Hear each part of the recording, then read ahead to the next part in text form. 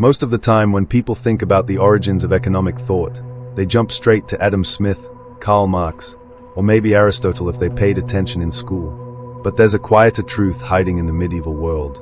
A truth Western history rarely teaches. Nearly 1,000 years ago, long before capitalism or central banks existed, a Muslim scholar issued a warning that still echoes across every financial crisis today. He said that when money loses its moral compass, societies rot from the inside out. And judging by the world we live in, he might have understood us far better than we understand ourselves. Welcome to Shadow History, where money, power, and history collide. And nothing is ever as simple as it looks. To understand Al-Ghazali, one of the most influential thinkers of the Islamic Golden Age, you have to imagine a world that looked both familiar and foreign. The year is around 1100 CE. Europe is fragmented and poor, still crawling out of the wreckage of the early Middle Ages. Meanwhile, the Islamic world stretches from Al-Andalus in Spain to Persia and beyond. Its cities are wealthy, crowded, sophisticated. Baghdad, Damascus, Cairo. These are not backwaters. They are financial and intellectual powerhouses. Trade routes pulse with caravans carrying silk, spices, textiles, and silver. Scholars debate philosophy, law, astronomy, medicine. Markets are busy. Empires are rich. And wealth is transforming society faster than anyone can fully understand. In this world of booming commerce and rising inequality, a scholar named Abu Hamid al-Ghazali emerges. Part philosopher, part jurist, part theologian, and part ruthless critic of the system around him. Think of him as someone who could explain both the purpose of the human soul and the purpose of a currency system without blinking. Born in 1058 in Persia, al-Ghazali rose quickly through the intellectual ranks. By his mid-30s, he held one of the most prestigious teaching positions in the Islamic world.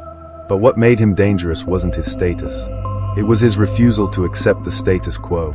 He saw a world where wealth was growing, markets were expanding, and yet something felt deeply wrong. A society obsessed with money, but drifting away from meaning. An economy thriving on the surface, but decaying underneath. You don't have to try very hard to see the modern parallel. Al-Ghazali asked a question few dared to ask. What happens when a civilization gets rich faster than it gets wise? To answer it, he turned his focus to money itself. This is where most Western audiences are caught off guard. Al-Ghazali wasn't just a religious thinker.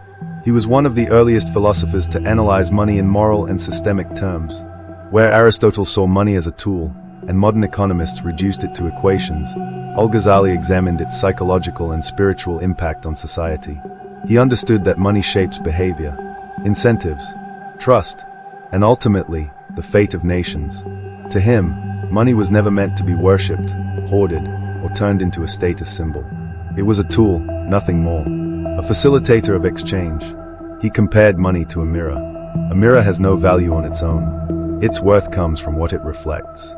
Money is the same. Its power lies not in gold or silver, but in what it allows people to trade, build, and cooperate. From this foundation came one of his most brutal insights. Hoarded money is dead money. Wealth locked away in chests, hidden in rooms, or buried underground wasn't just useless, it was destructive. Idle wealth doesn't circulate. It doesn't feed workers. It doesn't fund trade. It doesn't support families. It freezes the bloodstream of society. And Al-Ghazali wasn't moralizing for the sake of virtue. His argument was systemic. When the wealthy hoard, they create artificial scarcity. Not because resources are lacking, but because circulation is blocked. Prices distort. Markets break down. People suffer. Then comes his next warning. Speculation destroys trust. Al-Ghazali had no patience for merchants who manipulated prices, created artificial shortages, or profited from crises. To him, profit without contribution was corruption. Whoever profits from the suffering of others, he wrote, profits from corruption. And corruption spreads like a disease. Once it takes hold, it infects markets, institutions, and eventually the entire society. He wasn't anti-profit. He wasn't anti-trade. He believed markets were natural and necessary, but he drew a hard line at dishonesty, false weights, concealed defects, information manipulation. Once trust collapses, the economy collapses with it. In modern terms, he was describing information asymmetry, moral hazard, and transaction costs, centuries before the language existed. He also believed deeply in the dignity of labor. Money earned through effort built character. Money gained through manipulation rotted it. Societies grow strong when people contribute. They decay when people exploit. But Al-Ghazali didn't stop at individuals. He turned his attention to rulers. Medieval states often diluted gold or silver coins to fund wars or luxury, a stealth tax through inflation. Al-Ghazali condemned this outright. To him, debasing currency was theft. It punished the poor first. It eroded trust. And it destabilized the economy from the top down. A ruler who manipulates currency is not clever. He is stealing in slow motion. He warned that repeated manipulation would eventually cause people to abandon their own money and seek stronger foreign currencies.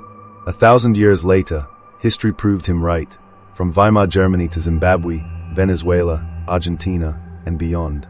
Because money, at its core, is belief. Once belief collapses, the system follows. Al-Ghazali understood something modern systems still struggle to admit. People hoard out of fear. They speculate out of greed. They cheat when they think no one is watching. And when exploitation becomes normal, collapse is already underway. You cannot fix an economy without fixing incentives. Laws matter. Markets matter. But behind them are humans, driven by fear, ambition, and shortcuts. When incentives reward corruption, no reform can save the system. And now, pause. Look at the modern world with honest eyes. Central banks creating money from nothing. Governments drowning in debt they will never repay. Corporations speculating not on value, but on chaos. Housing markets turning homes into gambling chips. Inflation quietly eroding savings while officials call it temporary. Al-Ghazali would recognize every pattern instantly. Today, we don't hoard gold, we hoard digits on screens. We don't dilute coins, we dilute purchasing power. We don't manipulate markets in bazaars, we do it with algorithms and derivatives. Different tools, same behavior, same outcome. Trust is collapsing everywhere. People don't trust banks. They don't trust governments. They don't trust currencies. They don't even trust numbers anymore. And when societies lose faith in fair earning, they turn to shortcuts. Speculation replaces production. Appearances replace value. Influence replaces merit. The question shifts from what did you build to how fast did you get rich? That is the moment collapse becomes inevitable. Not instantly. Slowly. Quietly. Then all at once.